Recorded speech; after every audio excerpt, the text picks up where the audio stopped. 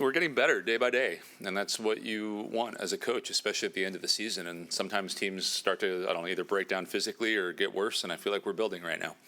So I think the results are the results, but the way we played, and especially I'm going to go to the Oklahoma match, that's a good volleyball team that just pushed Texas to 4 and almost pushed it to 5. That we left the end of that, and I was like, man, I was a little worried coming into that match, and really happy with the way we played, the way we were dialed in from almost start to finish. And really excited about the path that we're on. We'll start on the left, second row to Alex. Yeah, with the top 16 mid-season rankings coming out, just, how do you kind of utilize that maybe to, inspire your team maybe, or what you can do to these last few weeks jockeying for that kind of position? Yeah, my timing was off, actually. I talked to them when we were doing our scouting meeting that morning, and I said, hey, the way we win matters. That might be on a TV in a room right now, a selection committee watching, and then all of a sudden it came out 45 minutes later. But I think that's what we got to talk about is this isn't just about winning and losing necessarily. It's about how we win, and it's about positioning ourselves to go as far as we possibly can in the NCAA tournament. And we've had talks about playing that final weekend. And so I think I don't necessarily have to dial them in right now. I've been asked all season how to describe this team, and it's mission focused.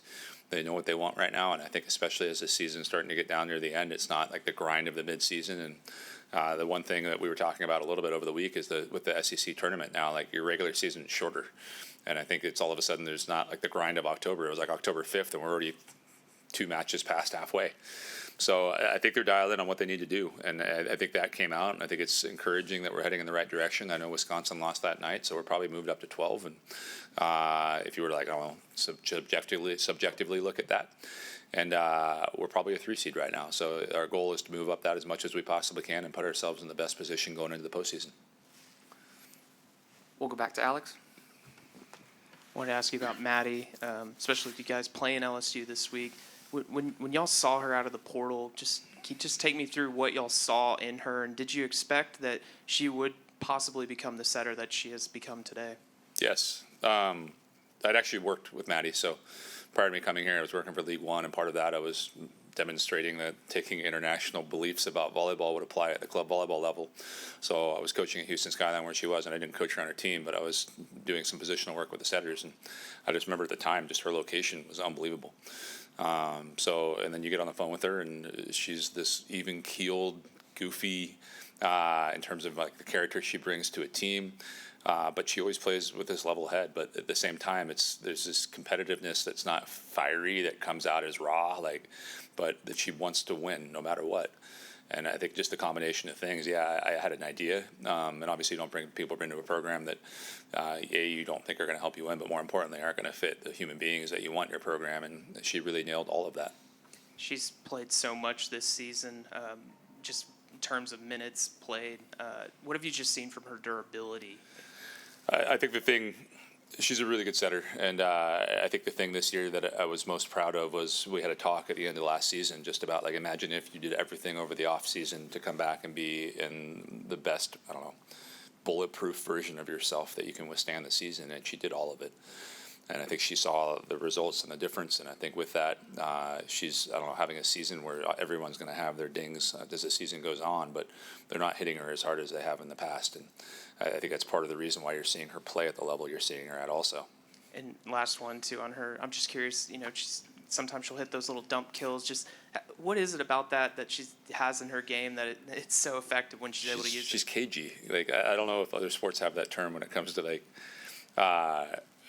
she's not going to overpower you with those, but they're going to be in the exact right spot. And it's one of those things where I don't feel like that almost we talk to our attacker sometimes. It's more annoying as a blocker when someone hits the ball at 25% off your hands and they're not even trying.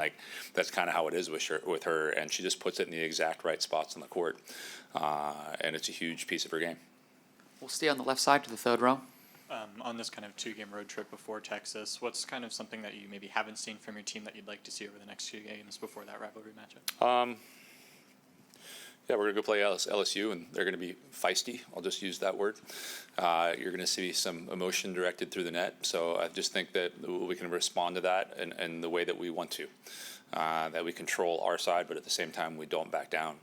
I think is one of the things. I'm hoping, not really from my team, but from the 12th men, that There just so happens to be a football game on Saturday in the same city as the place that we play on Friday night. So I hope there's some way that we can see a lot of maroon in the crowd as well.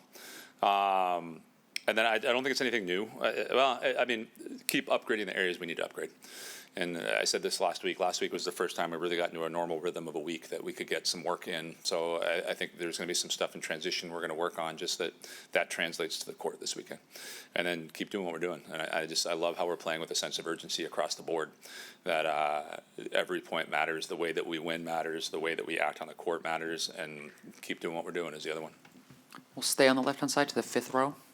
Do you feel some sort of pressure knowing that these 2 road games can be a make or break season?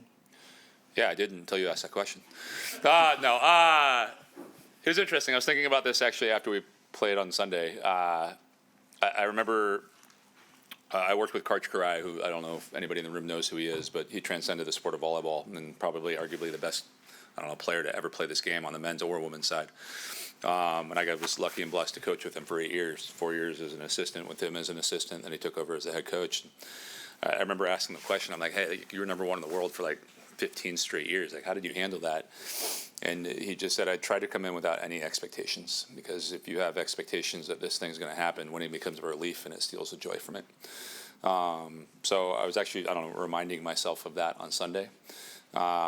Just that there's got to be no expectations when it comes to any of these matches. And the SEC, I'm going to say it's a gauntlet. And it's across almost every sport probably, but every win that we have, regardless of who it's against, it's something to be joyful for. So, no, I'm not going to look at the pressure of it. I think there is a little bit of that as we go into these, but I think the other thing I've been proud of my team at, it's stayed process-oriented the entire time, and they've enjoyed the wins. Oh, we'll go onto the 4th row. Howdy, Coach. Howdy. Do you like the idea of having the SEC tournament? Do you feel like it gives you an opportunity to prepare, or? Yeah. Yes and no. I think this is the first year, and you're not going to get anything perfect. And I'm going to go say this, too. I think the SEC is doing an amazing job. I think from what I've heard, the venue that they chose, the place that they chose, the way that they're going to treat us, I think it's going to be amazing. If I were to say, hey, what do I think needs to happen? There needs to be some days off in this. We go the entire season and we play kind of 2 matches in a row at the beginning of the season, sometimes 3 in a row. And previously they used to play 2 in one day, but everyone's gone away from that for the management of the body. And all of a sudden we're going to go to the SEC tournament, and I'm hopeful, knock on wood, cross my fingers, we'll be a top 4 seed. But the very minimum if we were going to win that, minimum we could play 1 match, but you're playing 3 matches to go win. And if you're in the bottom half of the conference and you get hot, you're playing 5 matches in a row over 5 days, and that's a lot. And for teams that are looking to the NCAA tournament in a week and 3 days after that, we don't want to beat up our bodies right before we do it. So I think there's some things that can be tweaked, but I do think it can be an amazing showcase for our sport. I think it gives the SEC, and they have a title sponsor now that's going to pump some money into the SEC and into volleyball, and it's going to get some more eyeballs on our sport that, again, is blowing up right now. And I think at that time of the year, and I said it when we were talking at the back, you're going to have other conferences where have maybe meaningless matches happen. We're going to have top 10 teams going up against each other with something on the line. And I think we got to look at the balance of how do we protect our athletes. And I think that needs to be weighed a little bit more than it is right now. But the other side of it is, how do we market our sport? Because it is blowing up. It's becoming more visible. You're seeing attendance here grow. Like when I got here and I said there's a tidal wave happening of interest in our sport, I wasn't lying. It's happening across the country. And it's going to continue to happen. So the more that we can grow the size of that wave, the better. But I'm going to go back to the other one. We got to make sure we look after our athletes and look after the SEC team's chances of going far in that NCAA tournament as well.